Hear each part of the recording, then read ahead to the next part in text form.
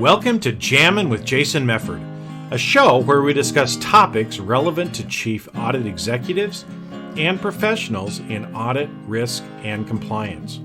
We discuss the technical and soft skills needed to navigate the minefields of organizations. You hear best practices and practical advice for helping you advance your career, and we'll even talk about music, mindfulness, and psychology, because we can.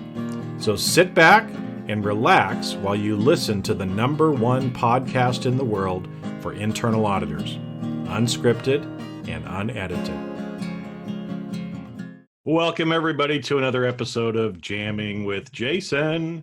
Hey, we're doing one of my favorite episodes again, where we're learning lessons from a chief audit executive. And today I have Frank Coleman with me. And he is the Chief Audit Executive of Farmers and Merchants Bank here in California. And so welcome, my friend, to the podcast. Thank you. Glad to be a part of this. Thanks for asking me. Now, I think it's kind of funny too, because even though we're remotely doing this, you're literally 2 miles down the road from me, which is kind of funny. We're in the same IIA chapter. Anyway, we've known each other. But it's nice to have you on. So maybe, just give people kind of like a 1-minute overview of kind of how you progressed in your career to now being a chief audit executive. I think you've been there at the bank now about 8 years doing this. And I think you were head of audit before that, I believe, too, right? So just kind of let people know what kind of got you to this point in your career. Sure. Absolutely. And again, thanks for letting me share this with everybody. Actually, I have a deep background in public accounting. I am a CPA. I'm certified in North Carolina. And I spent 13 years at KPMG doing financial statement audits, primarily financial institutions. And then also I went away for 3 years, came back and did another 4 years in a general management consulting group. Okay. And where we focused on financial services and strategic planning, profitability projects, things of that nature. Really did a lot for me from the standpoint I was probably half the time helping to execute projects, as well as other half, I was out selling. I was, cold calling and doing things like that. So when you need thick skin because you get told no a lot. And so that's one of those sort of maturity moments that really kind of helps to advance you. You find out a little bit more about yourself and other people. And so then I ended up with Wachovia in internal audit, and their I'll call it their commercial banking arena, and a lot of lending, a lot of credit risk management functions, commercial banking, corporate banking, things of that nature. And as we all know, obviously Wachovia imploded. I was there when it happened, was able to survive the acquisition by Wells Fargo. And so between Wachovia and Wells, I spent 8 years there. When I left Wells, I was in their wholesale banking group, and I covered a multitude of, again, very similar in my Wachovia days, a lot of the same functions, but I also, about a year into it, I added in wholesale banking the accounting and finance function. And which was really interesting, gave me an additional view, not only to, typical bank functions, corporate, commercial, government banking, things of that nature, but it gave me the accounting and finance folks, the group controllers, the head of finance for wholesale banking.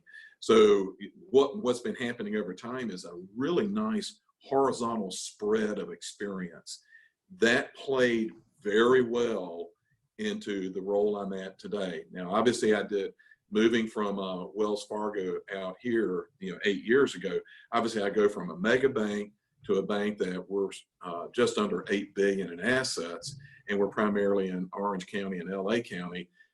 But it was also quite the challenge to come in here. And as you interview for a job, you're not going to learn everything during the interview process. Well, they're not going to tell you everything in the interview. They didn't take the job. And literally, my first day was day one of a 3-week target exam by the regulators, with the primary target internal audit. And I just walked in the door. Well, there were some things that preceded my joining the bank that warranted the attention level by the regulators. I won't go into it here, but it didn't take me very long to realize that this is a total gut job. I tell a lot of people, I blew it up, started all over again.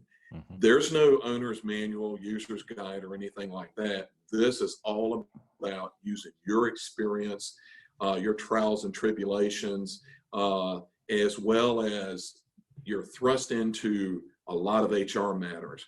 I inherited a lot of people that had no business being an internal audit. Nothing against them as people. The fit was not there, and I needed to move them on, which I did that wholesale. I pretty well cleaned house and had to start all over. So it's not just the methodology you're concerned with and getting that up and running, but because it had to be completely overhauled, it's the people part of it. Who's going to help me go down this path? Yeah. And so that's what I had to do. And even it's not perfection. There were, we'll call them hiring mistakes along the way. Hey, we're only human. We're not perfect, but you have to mush all this together to make this happen. And then at the same time, I'm on the executive committee, so I'm answering to the other executives in the bank. I've got the audit committee, and then when I'm in front of the board, I've got them. Then I got the regulators who were frequently looking at me.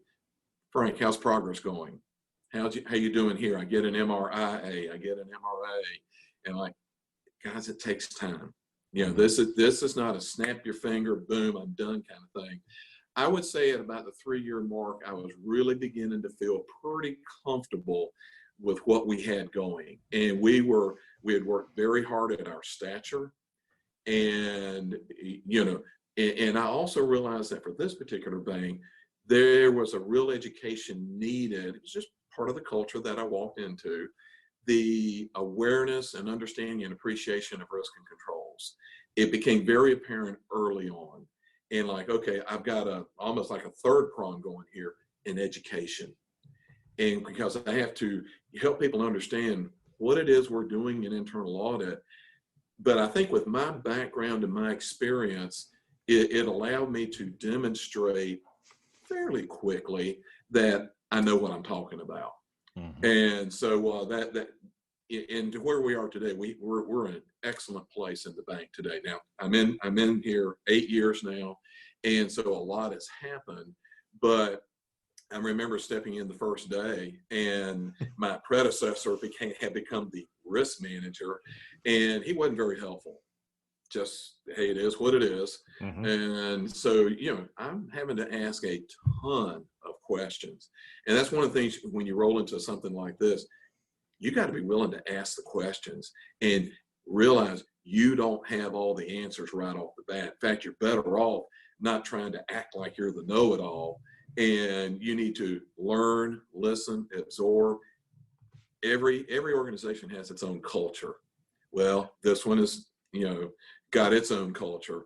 I had to learn that too. And how do I, sort of take what I need to do and move it into that culture, but also get that culture to start changing. So a lot, that's a kind of a long-winded answer to what you originally asked for, but just kind of give people an idea of just, part of what's involved when you step into something like this, because it's not your normal, oh, you're the next CAE, somebody's retiring, it's a nice standing practice, it's humming along. That's one aspect of being a CAE. Then you get like what I've walked into, and there are other CAEs out there that have done the same thing, that there's a lot of work.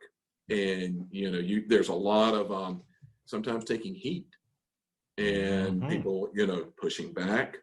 And wow, audit was never like this. And like, we're not talking about prior audit. That's out the window. That's gone. I had to, and you also realize that you also gotta, you can't lose your cool. You gotta be, you really have to keep your cool and be very professional about what you're sharing with everybody. Because believe me, as we've gone through these audits, I'd say the first 3 or 4 years, we had a lot of less than satisfactory audits.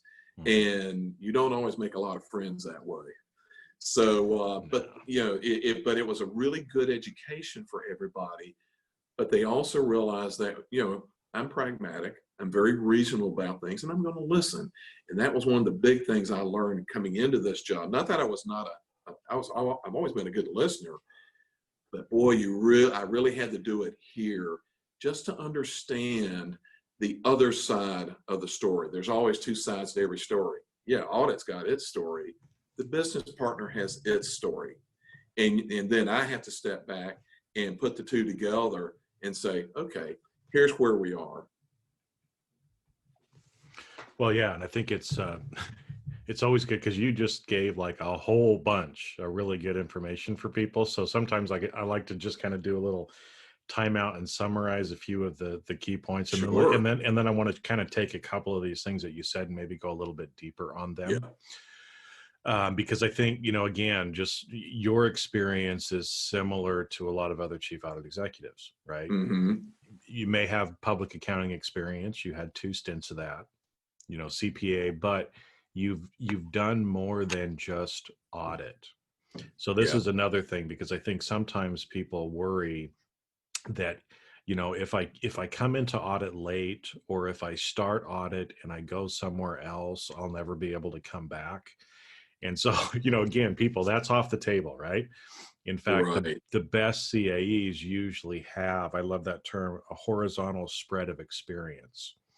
You know what it's like to be in the other chair, and that makes you a way better auditor as well, right? And I love, about having to have thick skin, because ultimately, you may not realize that until you get into it.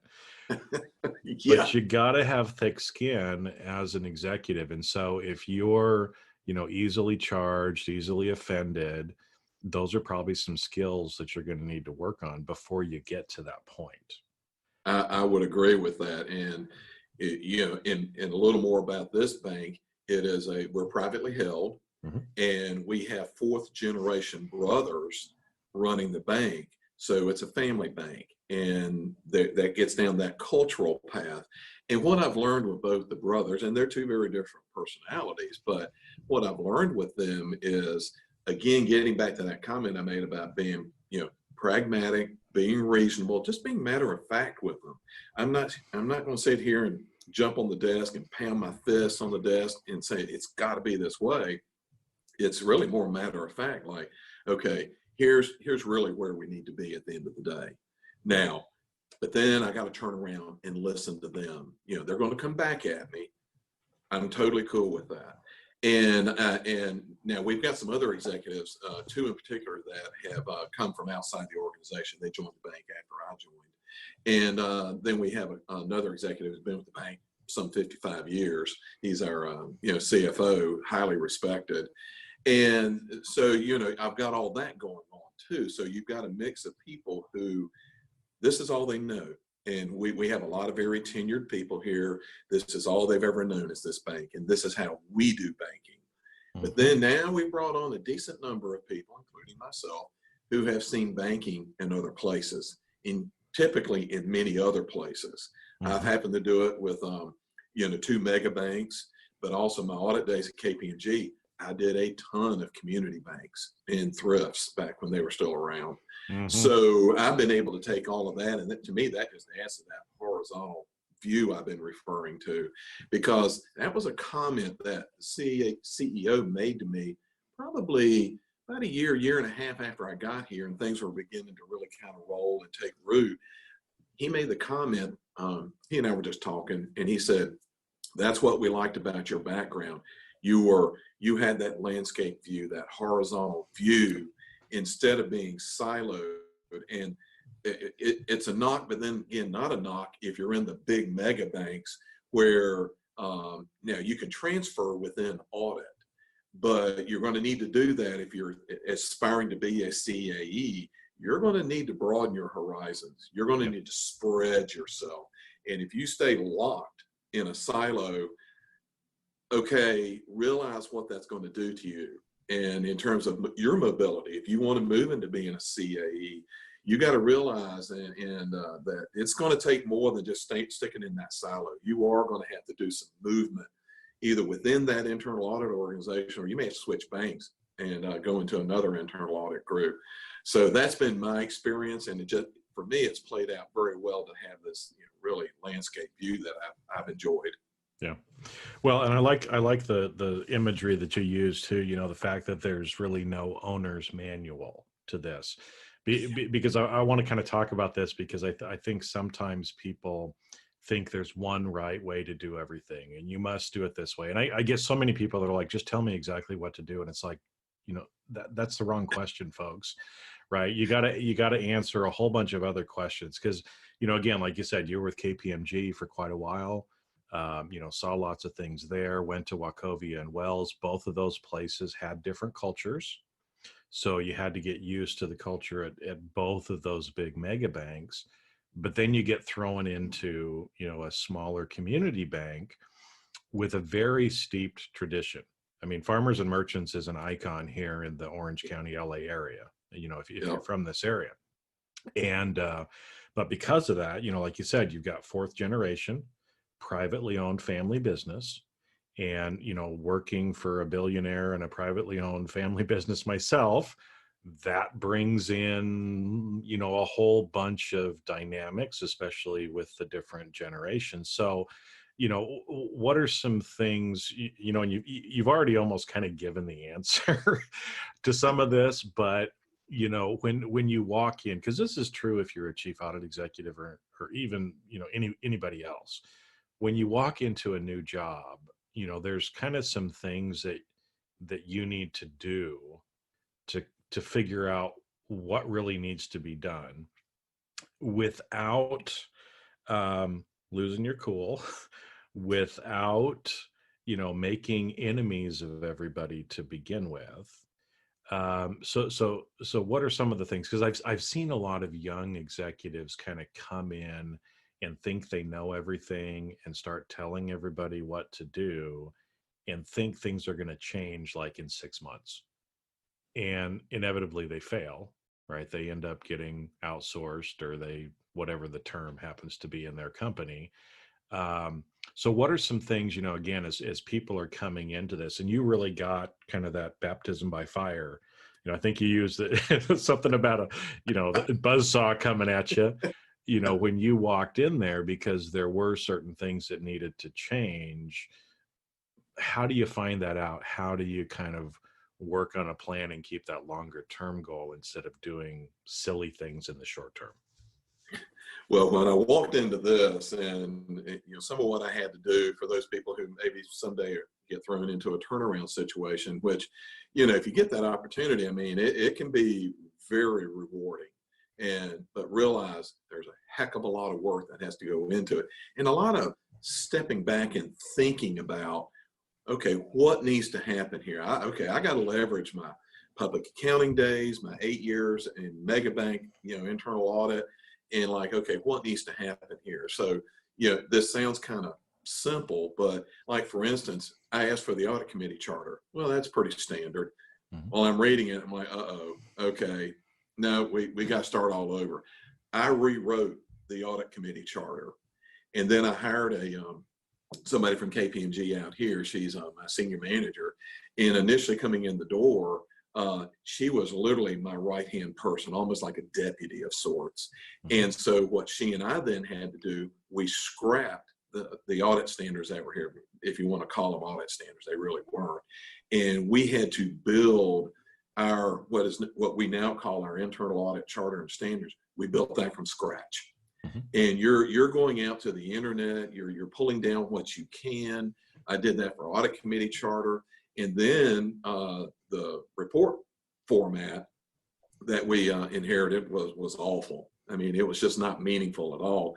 We scrapped that and developed a brand new report format, and that was much more meaningful. You got to put good quality information in there. We had an executive summary. We put scope information in there.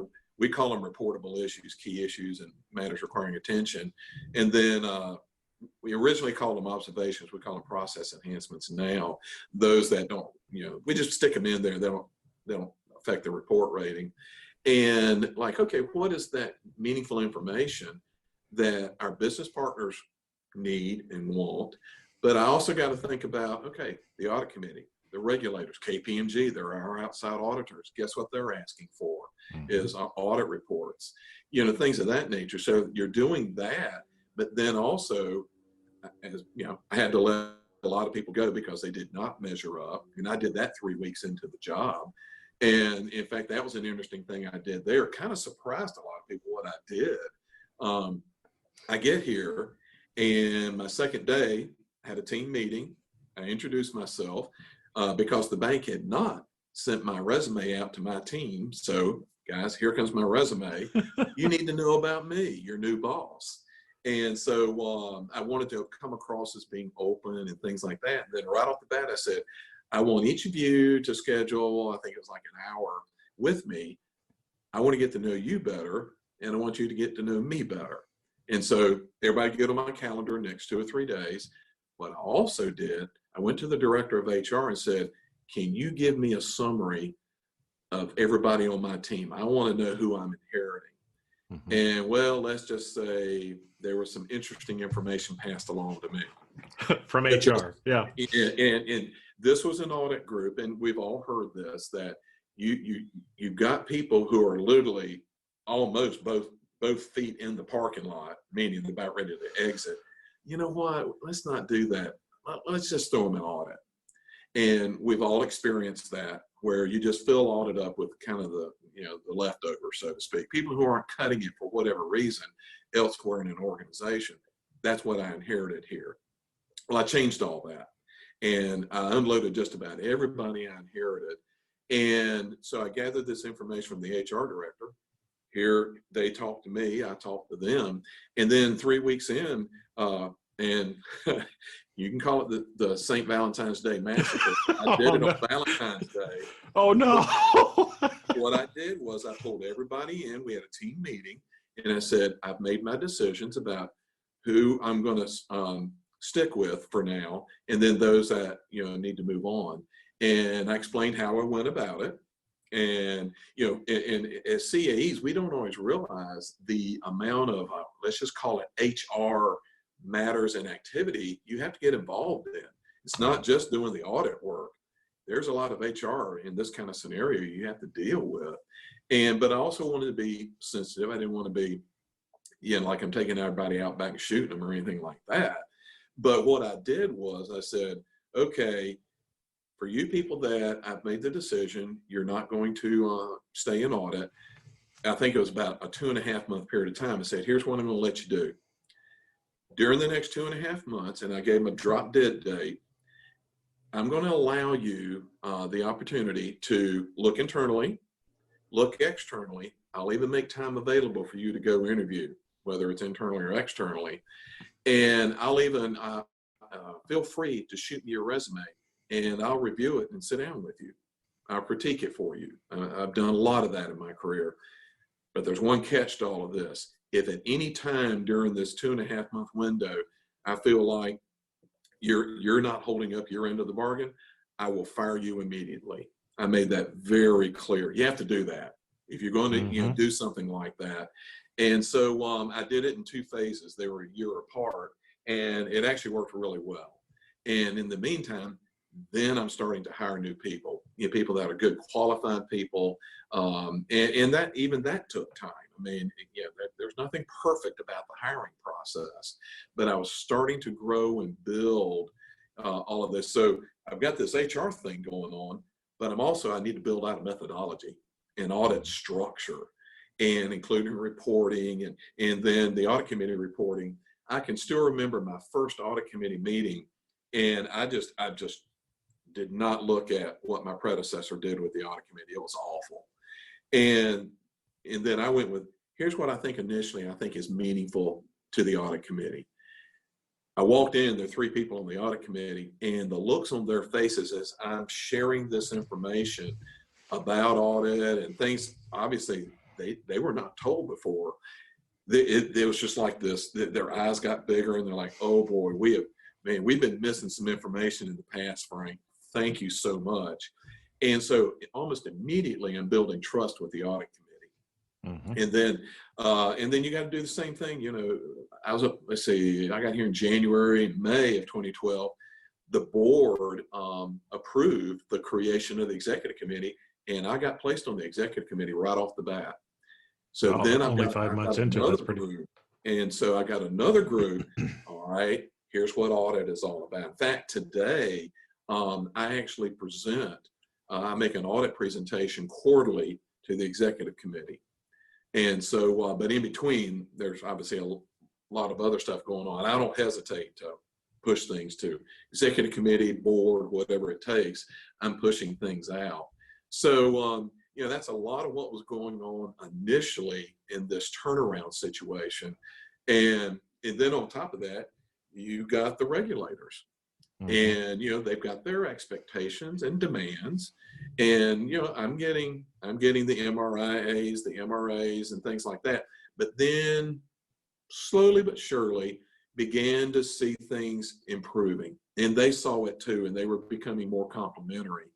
And they have a job to do, and I get that. I understand that. In fact, we've got a really good relationship with the regulators. It's Federal Reserve in the state of California, and we're in a really good place with them right now. And same for KPMG, because they rely on us not just for credit review, which I have, but also other kind of general type things that we do for them.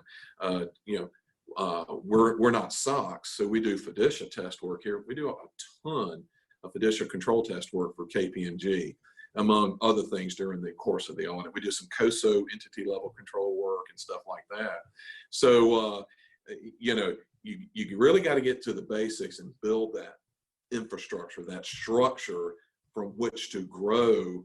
And it's not only for your staff, because that they've got to work that structure, they got to work within that structure, but then I've got to start communicating that out to all the different stakeholders and helping them understand, here's what audit is going to look like going forward.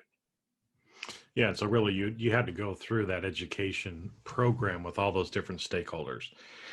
And I think that's one of the important things too, that you're bringing up. In a CAE role, you have more stakeholders that you have to deal with. Okay, so you've got your employees, and I want to come back and talk about employees again just a little bit, but you've got employees, you've got the other executives, the other functions in the company, right? So, you're on the executive committee. That's some of your key stakeholders right there, right? In your instance, it's family owned, and yes, I know some of those people are on the board, but there's almost like dealing with the family and dealing with the rest of the board almost sometimes becomes two stakeholder groups, depending on your organization, right? Because sometimes there's other family members that may not be represented on the board but have an investment in the company, and so sometimes there's that side of it you have to deal with as well. Obviously the audit committee is part of the board or a subcomponent of it, but then like again in your situation, you have regulators, and when you walked in, the relationship with them maybe wasn't the best. That's probably one of the reasons why it wasn't. We're in a much better place today. Yeah, and it takes time again, right? Like you said. Year and a half, 3 years, 5 years, it takes time. So you have to be patient and realize that that's what happens. I use the analogy of like a little speedboat versus like a big cruise ship. Well, even at a smaller bank, you're still on a pretty good sized cruise ship. You can't just turn on a dime. It takes a while. But I wanted to get back because I thought, the experience that you had and the way that you dealt with the employees when you first came in is a great thing to go just a little bit deeper into, because I think sometimes, and again, so for people that are listening that think you want to be a chief audit executive, but you hate dealing with the people side of the business, it's probably not the role for you. So either get good at it or get used to it, or just realize that maybe a manager or director level is better for you, because there's this like a velvet glove kind of an approach to it, right? Is that sometimes as an executive, you have to take a hard stance, but you also need to be compassionate and a human about the whole situation as well, right? And so I love how you how you dealt with your team to begin with. I mean, you could have come in, and just started firing people left and right. That would have had a very detrimental impact, both internally and everything else. I mean, it's like Frank the Hatchet Mm-hmm. Man or whatever. You'd start getting nicknames, right? That was the nickname I had. You hit it, Hatchet. Oh, was it Hatchet Hatchet Frank? I got called that initially. but when you look at it, again, it's about having clear expectations and setting those boundaries. Because like you said, you were fair to the people. You said, look, you've got 2.5 months. It's not like you're not going to be able to pay your rent next month. You've got 2.5 months. I'm here to help you either transition within the bank or somewhere else, but I expect certain things of you. And if you're not willing to do that, then you're not keeping up your end of the bargain. That's a great kind of compassionate but yet firm way that's way more emotionally intelligent than just hatcheting people, literally, right? Right.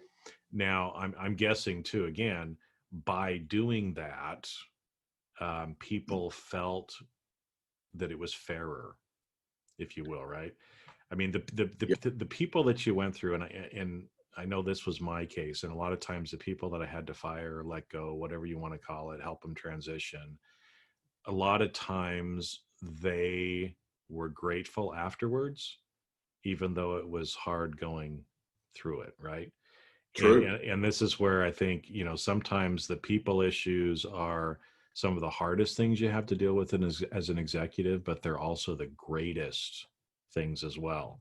Sometimes you have to counsel people out, but the developing of your talent and having a great team around you is a fabulous feeling. I mean, that was the biggest part of the job that I loved.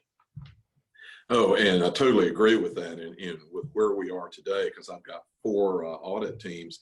And then when I get that feedback back from business partners, even regulators in KPMG or the audit committee, and they're like, you all are doing a really good job. That report there, you all found some really good stuff there.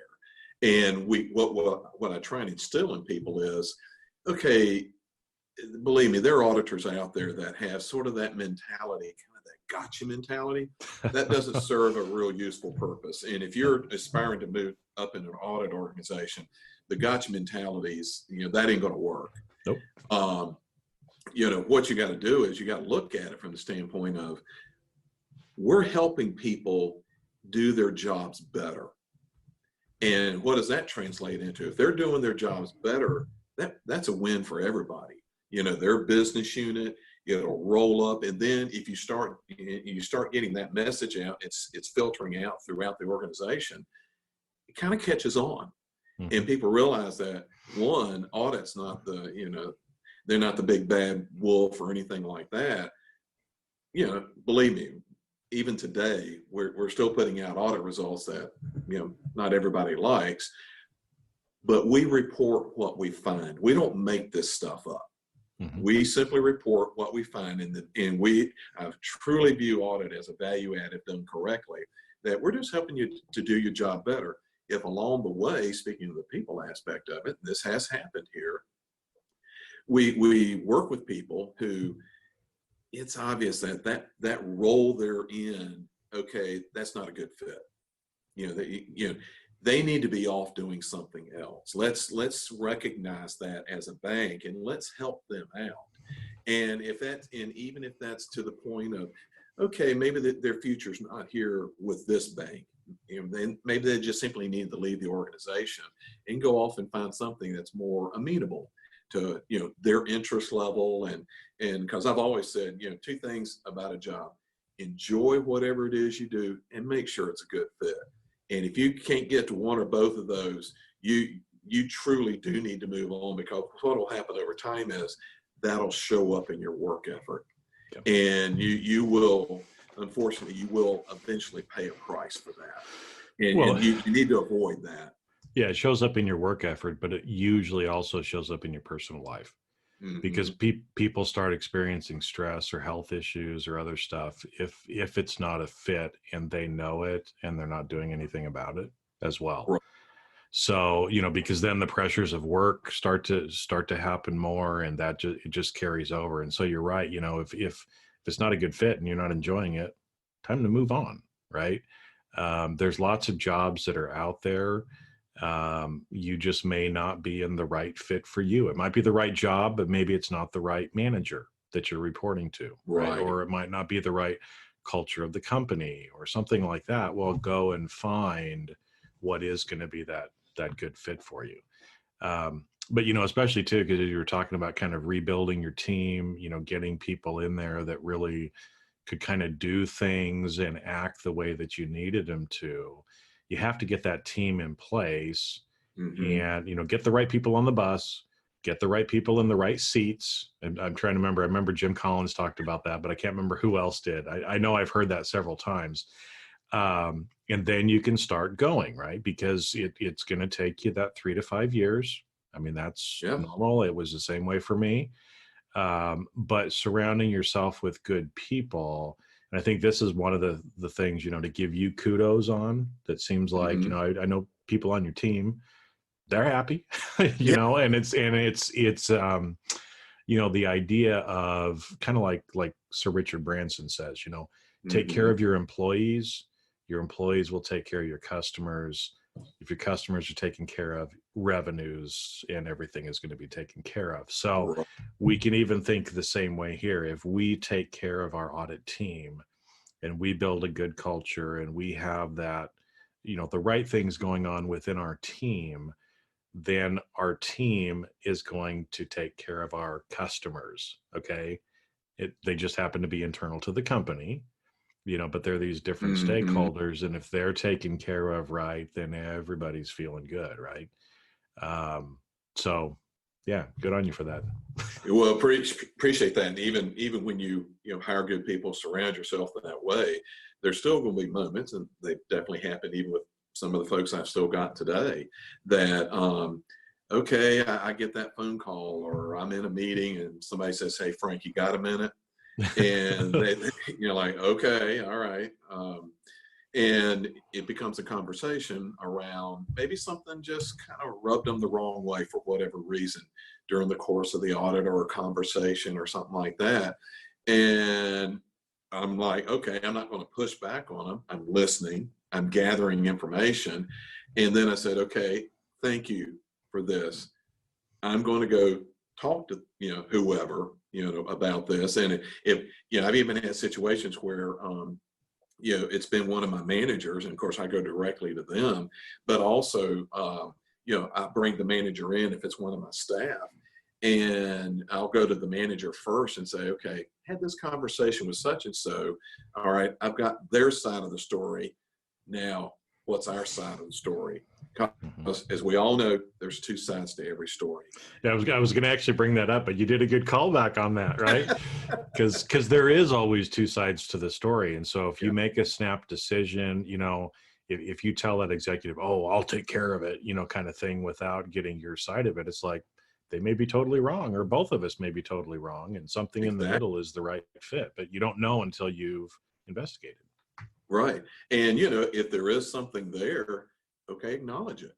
And once you get through everything, acknowledge it. You need to, okay, if that employee needs some, whether it's some coaching, some counseling, whatever the case may be, you got to deal with it. And don't just think because you're audit, everything's hunky-dory. I mean, there's still people at the end of the day. We all are, and we're human. And, there are bad days, and hopefully there are a lot of really good days, which usually there are. But you may have had a moment where, okay, it got away from you a little bit. And I've had a few of those. And once I talked to the employee, they basically said that, that one kind of got away from me a little bit. I'm like, okay, well, I'm glad we're talking about it. Now, let's talk about the next time something like that might happen. This is a learning moment for you in how to better handle that, the next time around. So, you have to do that. And you can't just, like sweep it under the rug or just kind of hope it goes away. Gets worse if you do. Credence. My stature has just taken a hit. Credence has just taken a hit. And there's also, it starts going down a path of trust. When people come to me with what they think is good information, they're trusting me to do something about it. And I do have quite a reputation here at the bank that when something does come up, I deal with it. I don't let it fester. I don't park it in the corner or anything like that. I get right on it because everybody benefits. And at the end of the day, and that's just something I've done my entire career, but it really has played out very well here. And to have that kind of reputation that people like, if they bring something to my attention, they know Frank's going to deal with it. Great. That's part of me being a CAE. Yeah. Well, because that's really that executive mindset and presence that you have to have, as an executive. And again, that's why we call it Chief Audit Executive, regardless of what the title is. But you need to be, acting as an executive. And sometimes that means doing things that are hard, that we don't necessarily want to do, but it's part of the job. And like you said, the quicker you actually, address it and deal with it, from an integrity standpoint, that's how you develop the trust over time. Right. And that's why, again, people, it takes years to do this. And you just have to continue to be consistent in how we're doing it and showing up and listen to both sides of the story, realize people are people and we're dealing with humans. And that means there's sometimes emotions involved. And, that's why, again, the further up you go in the organization, you got to start working on your soft skills. And if you don't want to do that, or you for whatever reason don't like it, then executive level, probably not for you. Yeah. And you don't want to make it to an executive level and then have, quote, HR issues, I'll say, take you down. I've seen that so many times. That's not a good place to be. No, and I've seen that so many times because a lot of times people end up getting promoted up because of the technical expertise. Yeah. And we forget to look at the soft skills side of it, and then something, blows up and it takes somebody's career down. So that's why I keep preaching to everybody, soft skills, soft skills, soft skills. It's like you're not going to make it if you don't do that. So, but I think, in speaking of the soft skills, also we can't lose sight of the verbal and written skills too. Yeah. Extremely important. But as I like to say, thinking well on your feet, and as part of that executive presence, you really got to be able to do that, because there can be just a spot moment that you get a question or a reaction. I don't care if it's in a board meeting, audit committee meeting, executive committee. We have bi-monthly manager meetings, and from time to time, maybe once a year, I'm invited to speak, and those questions come from the floor. Oh, I've got the chief auditor up here. I'm going to see if I can make him squirm a little bit. It was that bullseye that we were talking about before we started recording. Exactly. I mean, and that's just it. It's like, okay, yeah, I wear the bullseye. I got to be able to handle that moment. Yeah. And and again, it's part of that. Don't fly off the handle or anything like that, or say, oh well, that's wrong, or we don't do it that way. Okay, if you need to acknowledge certain things about it, acknowledge them, and share what you can at that moment. And if you can't fully answer it, that's okay. But circle back with that individual later and say, let me give you some additional insights. Yeah. Well, and I think that's an important thing for people to remember, regardless of what level you are. If someone asks you a question and you don't know the answer, don't try to make up an answer. Have the courage to say, you know what, that's a great question. I'm not really sure. I'm going to have to do a little bit of research and I'm going to get back to you on that. Right. Because that is one, key takeaway for you. If you have the courage to actually do that, it's going to save you so much headache down the road. And realize there's nothing wrong with that. There's nothing wrong with it. Weakness, or I'm technically weak at the moment or something like that. That's not it at all. It's just, acknowledging that, okay, I don't have it right on the tip of my tongue at the moment, but I'm going to get back with you. And then that's the other side of it, is you have to get back with that person. Yeah. And do it in a timely manner. Yep. Whew. Well, just like everything, we end up getting talking and time goes by and it's like, okay, I guess we have to cut it off or else people will be listening to this for 2 hours, right? But Frank, thank you for coming on and talking, because again, I think it really helps the profession for people to kind of see and learn from what others are doing. And again, what we talked about today may not be perfect for everybody's organization because there's no Right. correct owner's manual, but there's different things, again, that we talked about that can help everybody in their career. If you go back and think about and make a mental note, go back and listen again and take notes if you want to. But there's some things that were shared today that can help anybody in their career. So I really appreciate you helping get the Well, word I out there. appreciate you asking me to participate because I'm a firm believer in giving back. Yeah. And we're a big profession, and there's a lot of focus on our profession these days, and will continue to be that way. And if this is, I'll say, one small way I can help, other CAEs sort of get through something or think about something a little differently, okay, that's part of the give back, from my perspective. So I'm more than happy, to do this. I'm glad you invited me to this. Well, thanks. And again, we'll be talking again, I'm sure. Who knows? Oh yeah, might have to have you back for another episode in the future as well. Hey, I'm happy to do it. All right. Well, hey, Frank, thank you. And for all the listeners, thanks for listening in, and we'll catch you on a future episode of Jamming with Jason. And that's a wrap. Thanks for listening to today's episode of Jamming with Jason. Keep on rocking in the audit world. Have a great rest of your day, and I'll catch you later on the next show. If you'd like to earn continuing professional education for listening to today's episode, head on over to C-Risk Academy at ondemand.criskacademy.com. And that's C as in the letter C, riskacademy.com. Not only do you get a CPE certificate, but you also will have access to the video version of today's show. The views and opinions expressed on this show are that of the individuals and not of their respective organizations.